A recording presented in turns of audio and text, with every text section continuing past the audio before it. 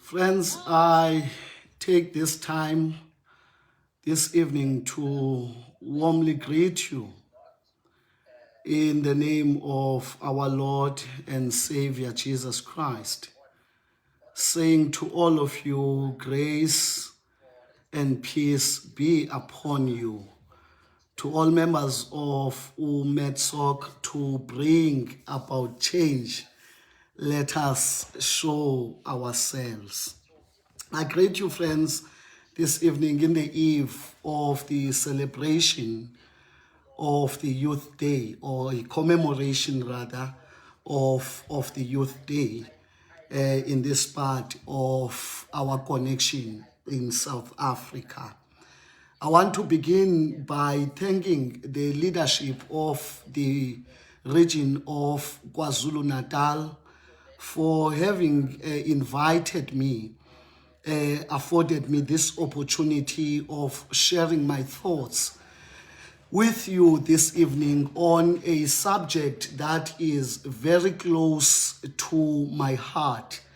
Once you say Africa and African, know that the subject is very, very close to my heart. I think of Africa acutely almost every day because of the love I have not only for the continent of Africa, but for all African brothers and sisters. And so this evening I want to thank the leadership of the region, the province, for having thought of me.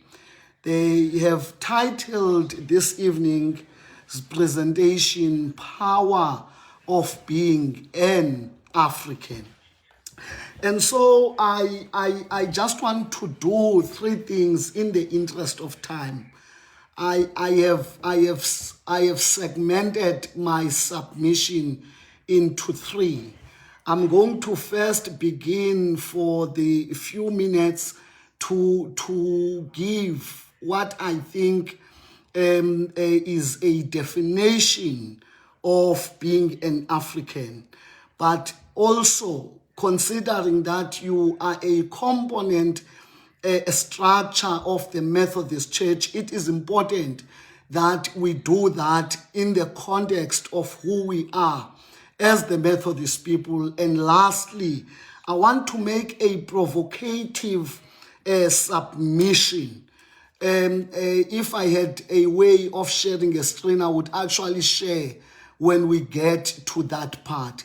So I just hope and pray that we will behave in such a way that towards, say, the 15th minute, you can then begin to push your your questions, clarity-seeking questions, and the thoughts perhaps that you may have.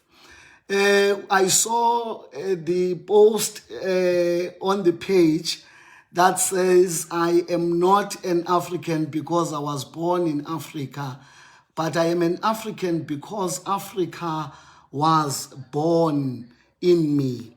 And I think that sums what I would call the definition of being an African. If there is one concept that is difficult to define beyond the correct rendition that umntu ngumntu ngabantu is the concept of being an African. And I have spent time during this week, really last week as well, trying to make sense of how best can one define an African. And I realized that what makes it difficult to define an African is actually the fact that when you talk of an African, you never refer to an individual. Let me illustrate this point to you very critically. As Africans, when we ask, how are you, unjani, in my language, we say siyaphila. Now, when you say siyaphila, that is not in a singular, but that is in a plural form. In other words, when you say siyaphila, you are not only referring to yourself as an individual, but also to your family, livestock. You are talking about also ontological issues when you say siyaphila. And so my first submission on the definition of an African, you need to go and read the books of John S. Mbiti. I may not agree with Mbiti on a number of areas, in particular when it comes to praxis, but I agree with him on this area. When he says to be an African is an understanding, deep understanding that I am because you are, and because you are, therefore I am. And I saw an adaptation of that concept on one of the writings of Dr. Coffin, who speaks of something that he terms amo ego sum, I love, therefore I am. But I say it's an adaptation because it is also important, and I will get to that point at a later stage, because it speaks to the spirituality of being an African. So when we speak of African, we are not talking of an individual. That is why Kwame Nkrumah, the father of the modern day Pan-Africanism, said that I am not an African because I was born in Africa, but more so because Africa was born in me. Speaking to the indigenous African, speaking to them about a native African, speaking about issues of dominion and sovereignty, but most importantly, connecting that to the rest of the African continent. Connecting it, if you read that quotation, connecting it to the ancestors, and I hope I'll get an opportunity to speak to the spirituality at a later stage. But the point that Nkrumah was making was that even if I leave the continent of Africa, I take Africa with me. Are we together? So when we speak of an African, there is that element of interconnectedness. So if you define, I don't know how to best define being an African except to make this point that it speaks to the connectedness of the sons and the daughters of Africa. Hence, we have this ideology and philosophy of Pan-Africanism, because Pan-Africanism speaks to the unity of Africa and the African people. Are we together? It speaks to the unity. It looks to the ideal of being one as the Africans and as the continent of Africa. Hence, we speak of African nationalism.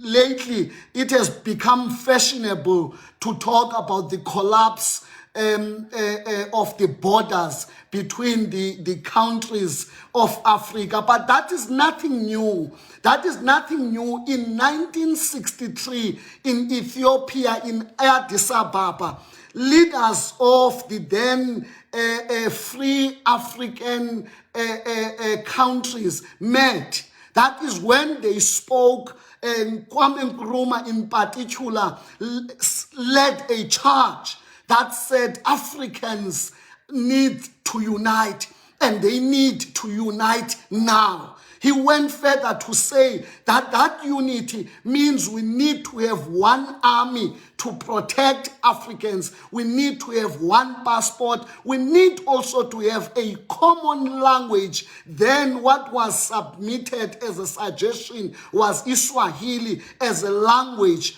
of Africans. You know, Professor Mangaliso Sobukwe emphasizes this point differently on an interview that he had in 1959 when he was asked about this ideology of Pan-Africanism and African nationalism. You'd remember that there was a movement within the mother body of the African National Congress. There was a movement of young people, what was later to become the Youth League. And those who were young people, they were calling for the ideology of African nationalism should be a guiding ideology of the revolution of the African people. And he said when he was being interviewed, when did this begin, this idea of African nationalism as an ideology? He says this thing is longer. It started before the advent of the Europeans, when Mushweshwe gathered the remnants of the African nations and molded them together to form the Sotho nation. When Shaka and Galeka, as well as Paramount Chief, were uniting the African people, he went to quote the leaders, in particular of Ushaka, the courageous leadership of King Ushaka, who united the mighty Zulu nation, and said that jam had begun. That was even long before the advent of the Europeans. So that is who we are. We do not speak of ourselves as Africans as an individual, because we understand that I am because you are, and because you are, therefore I am. You know, I just want to make again this point, because fortunately we are Christians here. Go to the book of Daniel chapter 1. You would remember what was done to Daniel when they got to Babylon. They were taken to the university, I call the University of Nebuchadnezzar. But most importantly, they were changed, their names were changed, and they were given food from the table. You know, it was Daniel who said we cannot defile ourselves, because as Nkrumah would put it, it doesn't matter where I go. I take who I am with me. And so as people of a church that has also taken a Pan-Africanist posture, whose vision is a Christ healed Africa for the healing of nations. I think that is important for you to know that our vision as the Methodist people has taken a pan-Africanist posture. It's that of a Christ-healed Africa for the healing of nations. And maybe that is why I am an African myself and a Methodist. But the other issue that I want to highlight is the reality that we need to be honest. Before I get to issues that speaks to students, we need to be honest, amongst other things, that we were not only enslaved as Africans, but we were also colonized. It's interesting to read the writings of Macaulay, who wrote in the 1800s and wrote to Britain and said that he has gone up and down around, taken a walk about Africa, and he has not seen any beggar. Are we together? Now it's interesting to hear what those who came here to colonize us said about us. But it's important to remember that we were colonized. Before we were colonized, we were enslaved. Our forebears were led out of the continent of Africa, kicking and screaming, and they were enslaved, mainly to the plantations in the southern part of what we know as the United States of America. One day we will get an opportunity to say that that land was not their land. They are not the indigenous people. In fact, the land that we know as the United States is the land of the Red Indians. And so, but that is a topic for another day. But the point that I want to make is that as we were colonized, the notable event that I would want you to go and research about is the 1884-85 conference that was in Berlin, that partitioned Africa to make us the compartments that we are today. That you will have your South Africa. Within South Africa, you will have Lesotho. Next to South Africa, you will have Swaziland. And so we were partitioned in Berlin. But there was a time which I want us to also consider and celebrate the contribution of the likes of Charlotte Maxeke. I am making mention of Charlotte Maxeke because Charlotte Maxeke transcends political divides.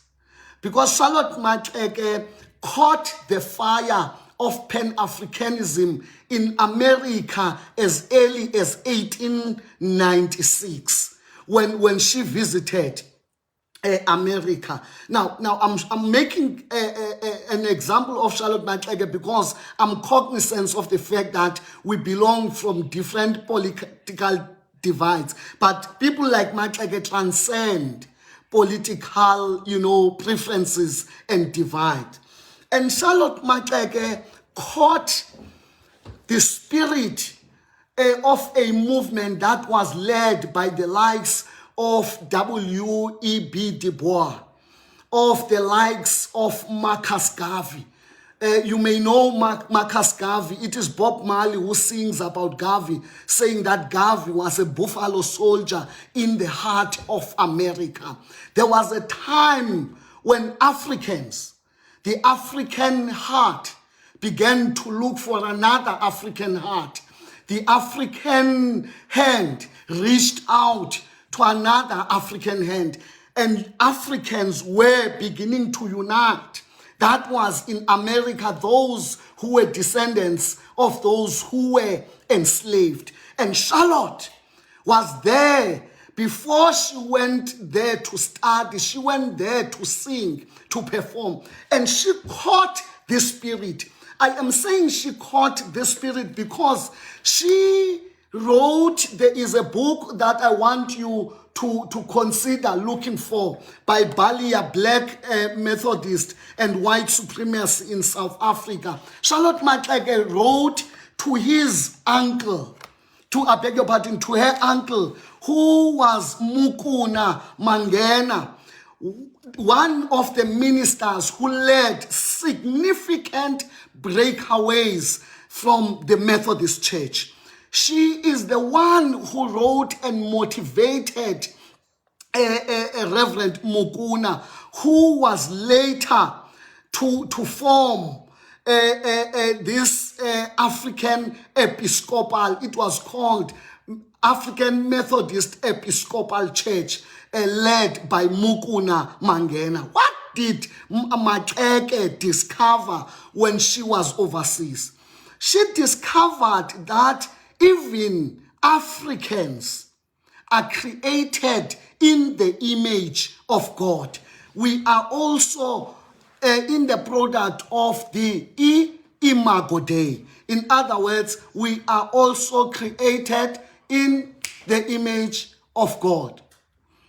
And so, when she realized that reality, she then wrote to her uncle and motivated her uncle to continue to strive to ensure that the vision of uniting Africans in those days became possible. The point that I wanted to drive home is that when we were colonized, colonization targeted our spirituality, targeted our tools of analysis. Most importantly, it targeted our very being. Are we together? As the people. I'm saying this because Ngugi wa Thiong'o is correct when he proposes that for us as Africans, for us to be able to unite, contribute meaningfully to the affairs of the world, one of the first things we need to do, we need as a prerequisite, we need to decolonize our minds. And I want again to take you back, go back to the story of Daniel. The story of Daniel is a true example. It's a true example of how people were colonized. Because you would remember that not only when they changed names, not only when they set aside, not only were they given food from the table, but they were also asked to worship a foreign god. Are we together? Now, by changing of their names, it was actually a way of separating them from the collective. Are we together? I know that as young people, you know the concept of an in-house Negro and a garden Negro. You know when all of you are slaves, but you think of yourself as a better slave than the other person. That is exactly what was being done if you look at the story of Daniel. You know why? Because you can never, Ngugi wa Thiong'o says, you can never control the people unless you penetrate, infiltrate, or intrude their spirituality and their intelligence. Now, spirituality in this case speaks to more than something that, you know, what we normally refer spirituality to when like Christian spirituality or Islamic spirituality. No. Spirituality as that which informs one's identity. Are we together? Your tools of self-definition.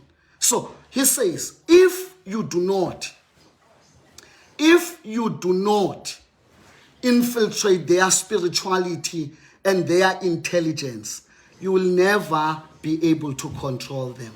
I made this point elsewhere of Willie Lynch, the letter of Willie Lynch, which he wrote in 1712, where he tried in the colony of Virginia to solve the issue of slaves that were refusing to listen to their master. Said, no, it's easy.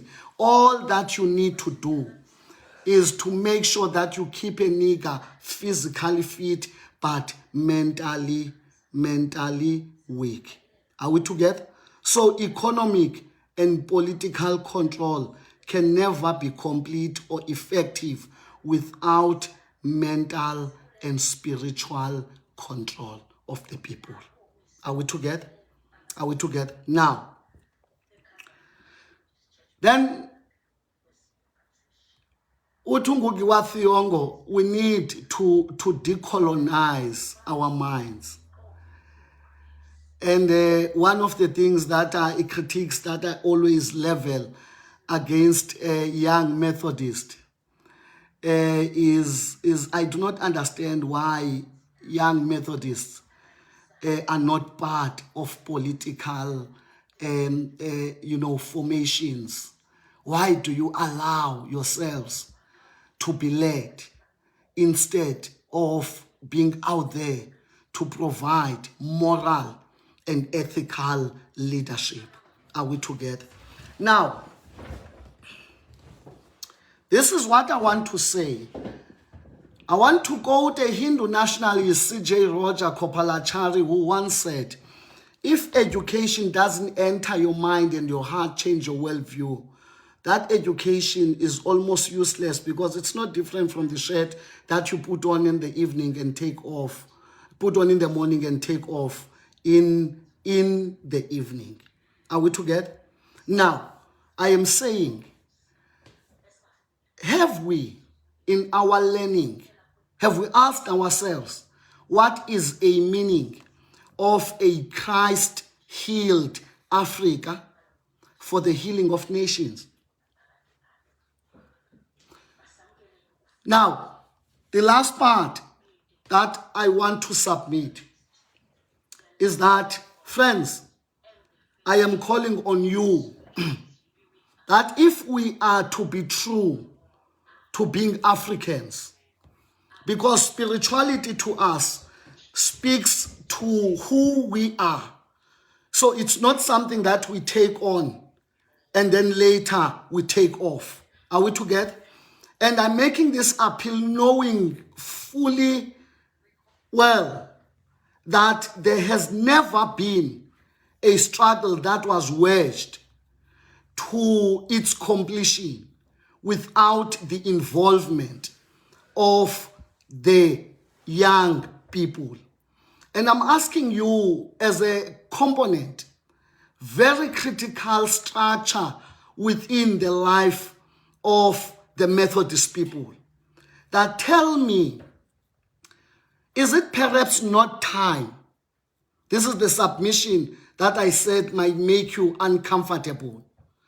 That we, as African people, if we are going to be Africans, not only in word, but also in deed and in our spirituality, should we not call for the church to publicly reject the white portrait of Jesus Christ?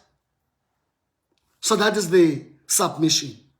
Submission I am making as Africans, as young people within the church, is that maybe the time has come for us to call on the church, that the church should publicly reject, denounce the white portrait of Jesus.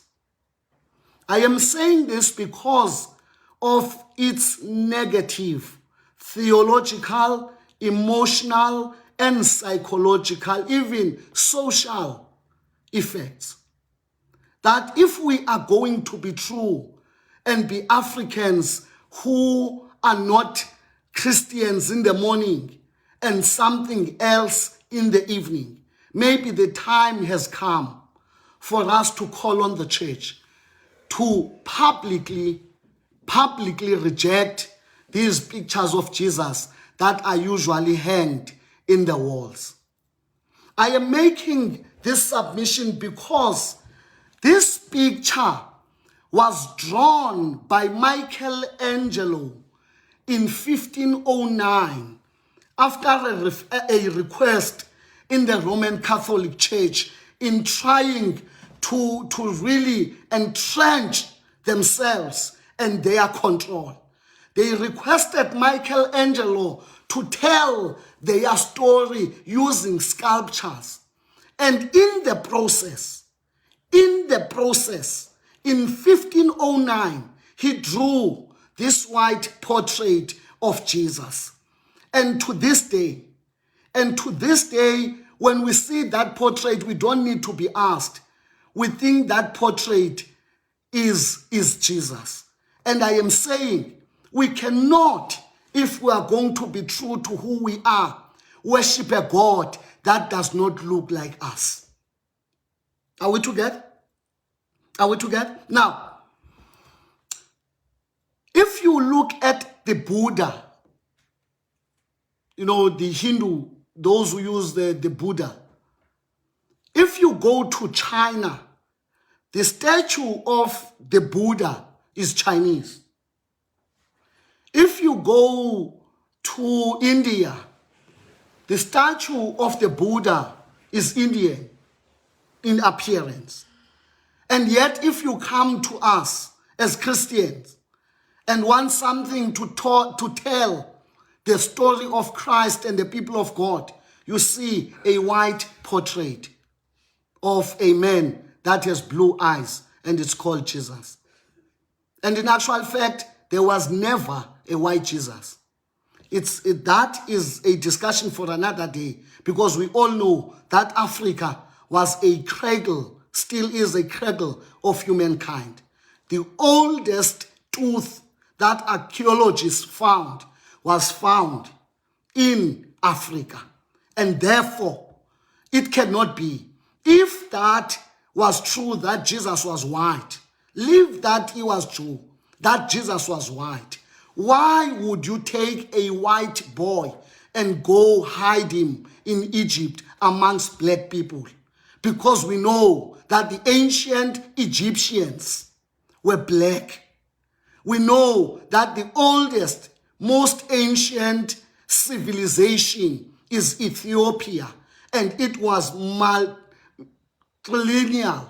It was led by the queens. You can remember even the Queen of Sheba. Then then Jesus was white, why would you take a white boy and go and hide him amongst black people? Was it not going to be easy to find the boy? But my submission, it's mainly based on its theological negative effects, on its negative emotional effects. It's based on psychological and social negative effects. Theologically, it's only, I support this submission by using the book of Exodus chapter 20, thou shalt have no other gods, nor make for yourself something in an image of what you can see on earth, heaven. And so the Decalogue calls on us never to make a God for ourselves. Why? Because God, according to Isaiah, is a transcendent God. Every time we begin to imagine God, we have begun to limit God emotionally. Emotionally, because images have a power which can make one to experience something even without really being inflicted in any kind of a pain. In other words, images have an ability to arouse one's emotions, to manipulate and work on your emotions. If you do not believe me, images. If you look at adverts, we are never told what is sold. And yet television keeps on giving us images. Are we together? And those images have a way of affecting how we feel, of making us to think something is really good. You remember the story of clicks about the hair. That is the power and emotional power that images hold. And I am saying, if we are to have an image, if there is a need for an image, let the God we worship look like us. Psychologically. Now, if you think of images, and those of you who are doing psychology, be it industrial psychology and but you would remember that at a primary level of education, they usually use images. Why? Because it is easy to remember. Are we together? So this speaks to the effect that images have on the psyche of an individual. Are we together? Now it has a power to guide your thoughts. Images have a power of ensuring that you arrive at certain conclusions because of the images that you have been exposed to. That is why Biko said the most potent weapon in the hands of the oppressor is the mind of the oppressed. Socially, in closing, we cannot have a God who is a white male. Not at a time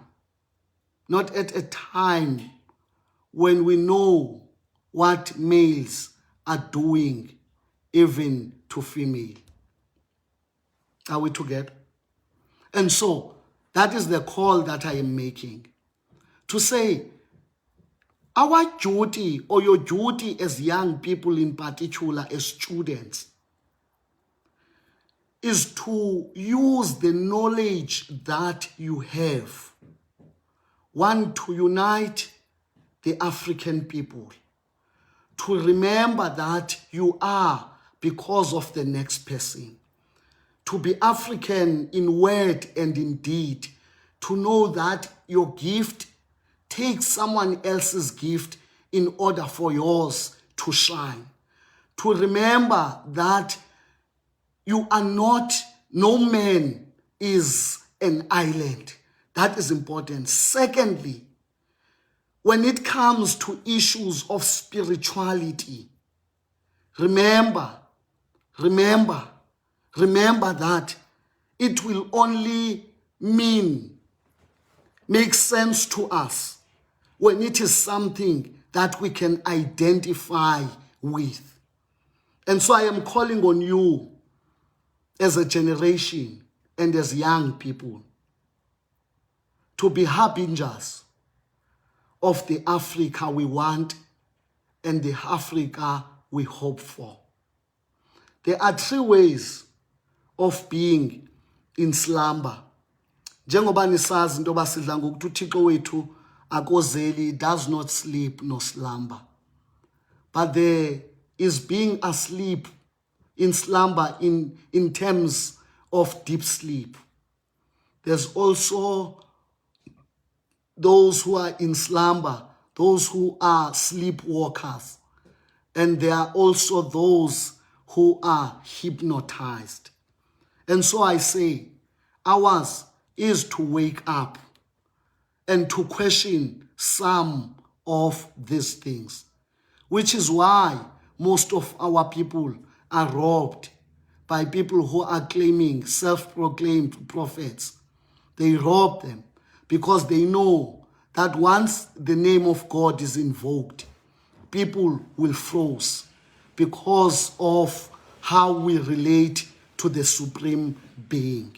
And so that was my submission, with the hope that I have caused you to think, I have caused you really to begin to question some of the things that you have not questioned. For a few minutes, I'm going to look for questions if there are any, so that we can conclude.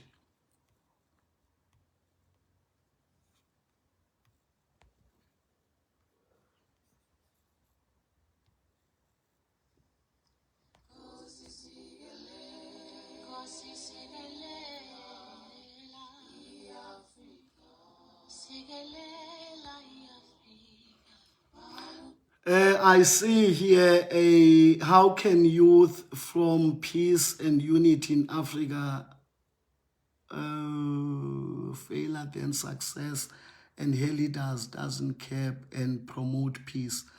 You know, one of the things that I want to say in this, peace should not be an absence of war, but an ability, in as far as I'm concerned, to be able to coexist. But there is something else that we don't want to talk about, that freedom can never be negotiated.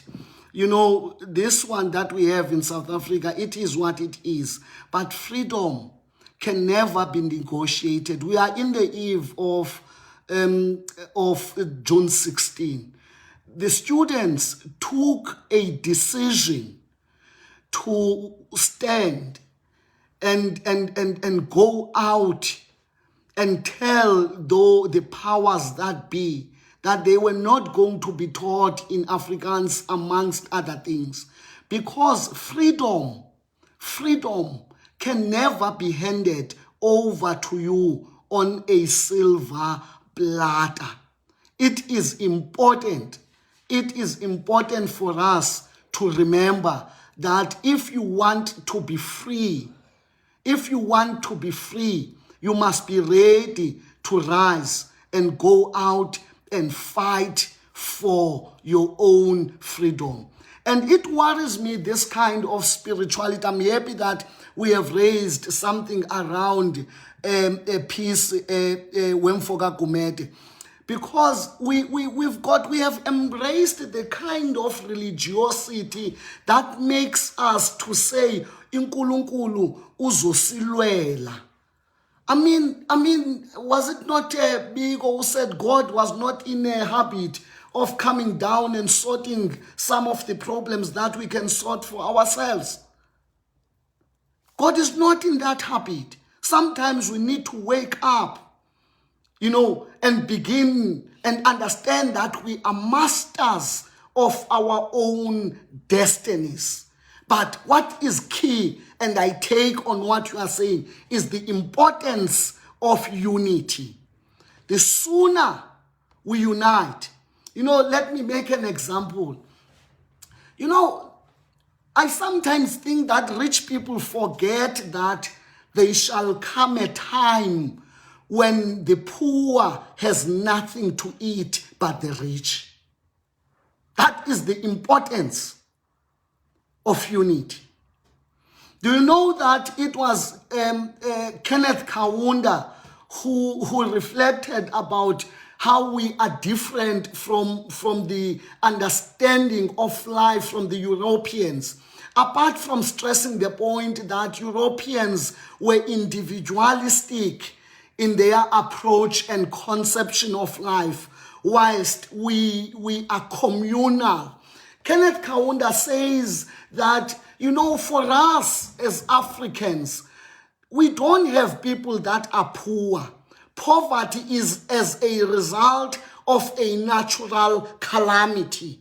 He was referring to things such as, a year that has no rain, and so people could not harvest, because no individual is an island. Have you ever asked yourselves, those of you who are in Durban, why is it that in Durban you have beggars and people that are sleeping in the streets, and yet if you go to KwaNongoma or you go to Mount Frere, you would never find even an individual that sleeps on the streets. That's the importance of unity. To understand, it is Joseph Tomboya who said that we are clan-minded. We are communal in the way we do things. As a result, even a person who is a have amongst in the community, that person is like a person who holds that which he or she has in trust on behalf of that community. Because we have long embraced the idea that we are our sisters and our brothers' keepers. So we have long embraced the idea and spirituality that seeks to promote unity of God's people. Are we together? I see that there is someone who is particularly happy about the submission. Were treated badly in Egypt, white Israelites. Why, when white Israelites were treated badly in Egypt? No, that is a story for another day. I don't want to get into those things, because one of the things that I'm busy working on is to check whether we need to be honest and begin to think about whether the ancient Israel have anything to do with the current Israel that are now oppressing the Palestinians, the indigenous people of the land of Palestine. And so I don't want to get to those politics as yet of wenzile. I don't want to get there. But the point that I am making was that you must read the book, or you must listen or read the books about Dr. Clegg, or one about the destruction of the African civilization. You will understand. I did say that in Ethiopia in particular, there was a matrilineal form of governance. So the kingdoms then, they were led by queens.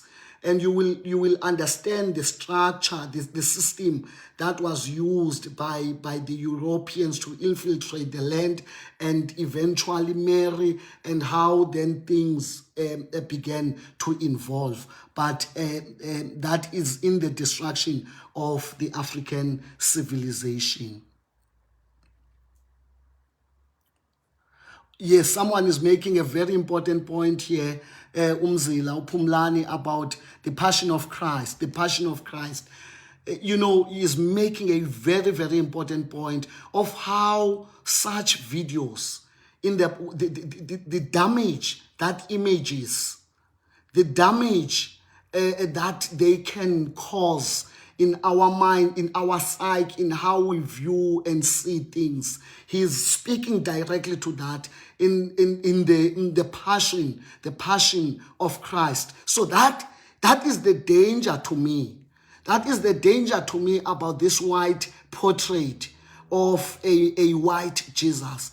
I really need as much support as possible, really, just to ask the church to please try to really move away from that, because as I have said to you, that is a portrait that was drawn by Michelangelo. Feel free to go and Google this information, is available. It was in 1509 that the portrait was drawn. That was when the boundaries between the church and the state were coterminous, when the popes were working with kings in ensuring that they entrench and they tighten their grip. And so there is no need for us not to publicly discourage our people. You know, there is this old saying, I know that one of our professors also makes this point, that we, as in particular as churches and ministers, we must tell the truth, speak truth to power. But I hold a view that power knows the truth. There is a need for us to speak truth to the people. The last point that I wanted to make in the absence of questions was that we were taught by in a speech of Robert Mangaliso Sobukwe at the University of Fort Hare. He said something very profound about education. And I would want you to take that away with you in case you forget what I have spoken about. He said about education, that education to us means service to Africa. Education. Go to the life of Pixley, Yagakai Sakaseme.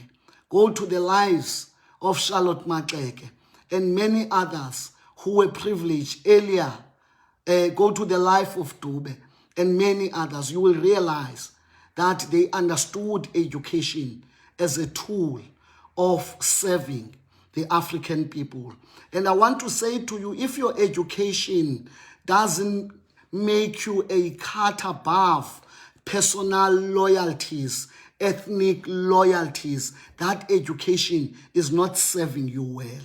Education ought to make you a cut above, make you to be loyal to an ideal that is greater than your personal, desires and personal, interests, even to these things of ethnic differences.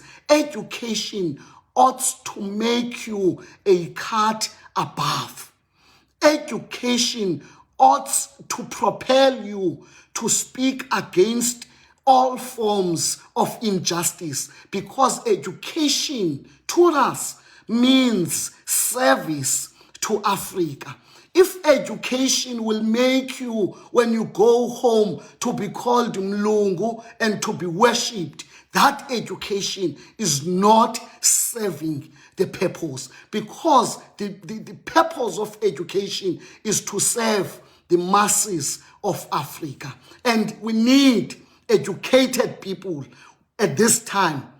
We need more educated people, not the kind that will go in next to the robots and say, I am a civil engineer. What kind of an education that produces beggars that sit next to robots and say, employ me, I am a graduate? What kind of an education is that? Perhaps it is time that we begin to analyze the content of that education that continues to breed unemployed graduates. Even when we celebrate those who graduate, we also think that they might be joining a long queue of graduates that are unemployed. And I am saying to us, together we can. And thank you, friends, for an opportunity to share my thoughts with you. I know that they constitute my own thoughts. You might not share the own thoughts as I do with me, but I am willing to be engaged. I am willing to engage with you on some of these things. In the interest of time, considering that you are students and you are using data, may the good Lord keep, bless, and protect you until we get another opportunity to bring about change. Let us show ourselves.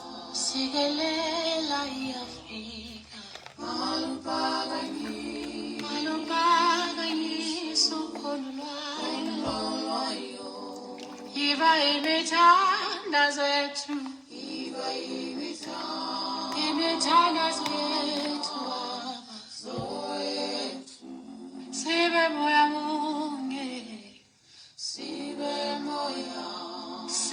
moya munge. No ba se emhlabeni noba sekunzima emhlabeni baba sihlukunyezwa kabuhlungu sihlukunyezwa kabuhlungu Nkosi sipha amandla okunqoba Nkosi sipha amandla okunqoba silwe noSathane silwe noSathane sikelela